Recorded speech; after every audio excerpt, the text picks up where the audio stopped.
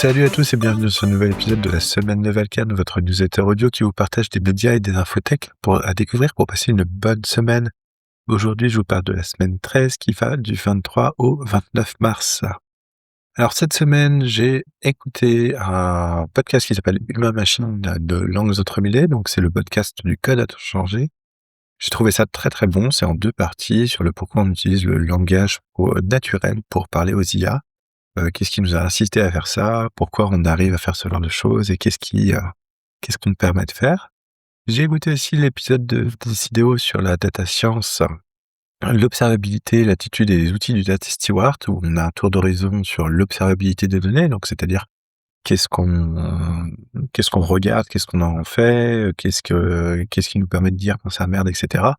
Et aussi le rôle du data steward, donc la personne en charge de cette observabilité qui du coup évolue énormément avec les nouveaux outils et avec les nouvelles responsabilités. J'ai écouté aussi le podcast comme un levier social, comme un lien social et levier d'acculturation aux médias. Donc c'est un épisode spécial de Tech Café pour le podcaston. Ils reçoivent une association qui aide à construire des podcasts. Et donc j'ai trouvé que c'était un très bon épisode autour de la construction des podcasts. J'ai écouté aussi Craft Docs, petite vidéo partagée par FR il n'y a pas très longtemps et qui m'a fait beaucoup, beaucoup réfléchir à mes notes et à la façon de m'organiser, de qu'est-ce que j'en attends, etc. Donc ça, c'est vraiment un sujet PKM qui est très, très intéressant. Et le dernière chose que j'ai écouté cette semaine, c'est toujours dans le cadre du podcaston, donc un épisode du Psy au travail avec l'équipe de Souffrance au travail. C'est un podcast intéressant autour des associations contre la souffrance au travail. Le simple fait d'écouter au travail ou d'en parler de souffrance à d'autres, etc., bah, c'est déjà beaucoup sur le sujet et c'est ça qui est très intéressant. Du coup, à travers tous ces médias, bah, j'avoue que j'avais un peu du mal à trouver un fil rouge et la vidéo partagée par FR, donc sur les 5 Note Taking Systems, bah, ça a été un peu le déclencheur et en fait, je me suis rendu compte que le fil rouge, en fait, entre ces différentes choses, la façon dont ça interagit, c'est une boucle qui est, un truc assez classique dans ce qu'on appelle la gestion de connaissances personnelles ou le Personal Knowledge Management PKM. C'est la boucle classique qui est de prendre, filtrer, utiliser. Et là, en fait, on est sur écouter, filtrer, utiliser. 3 étapes, en fait, qui vont permettre de prendre les informations, trier les informations, utiliser ces informations. Et en fait, à travers les différents médias, on a toute toute cette, tout ce fil rouge et je trouve que ça résonne pas mal avec ce qui se passe actuellement, au niveau de ma vie pro. Notamment, là, j'ai complètement décidé de changer de façon de prendre des notes pour le pro. J'ai vraiment scindé mes coffres Obsidian en 2 pour pouvoir permettre, de gérer les choses différemment. Autant pour ma gestion personnelle de contenu, je prends des trucs à gauche à droite, je grappille, je mets des liens, je fais des choses et j'en tire ce podcast, j'en tire des articles de blog, et cetera. Mais ce sont des choses heu, que je récupère, que je récolte à gauche, à droite, que j'entretiens, comme un jardin, en fait. Et au fur et à mesure, il y a quelque chose qui arrive à maturité et là, je le partage et je vous le partage.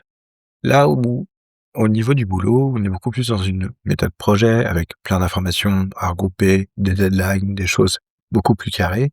Ce qui fait que les 2 méthodes, en fait, ne fonctionnent pas pour les 2 usages que j'ai et c'est pour ça que j'ai pris la décision de scinder, en fait, mes coffres Obsidian. Donc pour toute la partie aussi écoutée, typiquement dans le podcast du code à changer, on a toute cette histoire d'écoute, notamment avec un chatbot qui s'appelle Moshi qui permet justement de répondre. Et là, on va avoir en fait toute une question autour du langage qui est très intéressante, c'est-à-dire est-ce que le chatbot va pouvoir répondre dans un temps qui paraît naturel, qui paraît être une conversation normale, et surtout le plus dur, ça a été de lui apprendre à couper la parole aux humains pour qu'on ait l'impression d'être dans une vraie conversation. C'est plutôt marrant, et donc du coup, on est vraiment dans cette histoire d'écoute. Pareil que dans le podcast On Souffrance au travail. Écouter, c'est mettre des mots sur ce qu'on ressent, c'est le premier pas pour plus être prisonnier, en fait, de cette souffrance. Et donc, on est vraiment sur un système où la première base va être d'écouter et de de récupérer en fait les informations, d'écouter un petit peu ce qui se passe, d'être à l'écoute effectivement de son environnement. Ensuite, on va avoir la partie filtrée où effectivement, dans, la vidéo d'FR partagée par FR, Five Not Taking Systems, on a toute cette idée de filtre, c'est-à-dire on va choisir un système pour justement décider quelle chose on veut faire, quel verso de soi-même on veut mettre et où, pour pouvoir justement être, à l'aise en fait avec les choses. Et dans la même idée, en fait, sur l'observabilité des données, on va avoir justement ça, ce rôle du data steward où on va filtrer, c'est-à-dire qu'on va avoir plein d'informations, on va filtrer, prendre les données qui sont pertinentes, essayer de trouver quelles sont les données qui, ont du sens pour pouvoir ensuite, bah, faire quelque chose qui soit gouvernable, en fait. Faire quelque chose qu'on puisse actionner. Et justement, la dernière partie, donc notamment, via le podcast de Tech Café avec, le lien social et les leviers d'acculturation, en fait, on va avoir la mise en forme. On va utiliser un petit peu toutes ces informations sur un travail éditorial en amont pour pouvoir le partager. Et donc là, typiquement, c'est ce que je fais avec vous aussi, c'est je transforme ma semaine de veille en quelque chose qui va être partageable et j'espère, en tout cas, utile pour tout le monde. Et donc voilà, je me suis dit que c'était un petit peu ça qui, faisait le fil rouge dans cette semaine, dans les différentes choses que j'ai écoutées. Le pourquoi, consciemment, inconsciemment, j'ai choisi de me concentrer sur tel podcast, pourquoi tel type d'épisode m'a parlé, pourquoi tout d'un coup, effectivement, alors que, FR a partagé une vidéo, hier soir, je me suis dit: «Mais ça, faut absolument que je la voie avant de pouvoir enregistrer mon épisode». Il y a des choses comme ça qui me parlent et le plus dur effectivement, c'est un peu d'essayer de trouver ce fil rouge. J'avoue que j'étais un peu perdu et ça a vraiment été un déclencheur, donc je suis assez content d'avoir pu trouver un fil rouge et d'avoir, pour moi-même, compris où je voulais en venir, quel était en fait le l'écueil ou la problématique que je rencontrais actuellement et sur lequel j'arrivais pas à mettre des mots et d'avoir pu trouver une solution qui, pour le coup, là, est de scinder vraiment, on va dire, mon PKM, donc mon Personal Knowledge Management, donc les choses qui sont à destination de moi, de mes projets perso et de mes créations de contenu personnel, de mon environnement pro, où là, je vais, subir en fait donc les, contraintes et les objectifs projets qui sont des deadlines, des contraintes légales et cetera et sur lesquels je n'ai pas forcément de prise et donc qui vont pas fonctionner de la même manière. C'est-à-dire que je vais pas pouvoir prendre des choses et les laisser maturer pendant 2 mois, 3 mois, 4 mois en piquant des petites informations par là, par-ci par-là, le laissant de côté, l'oubliant, le retrouvant. Ça, c'est pas possible.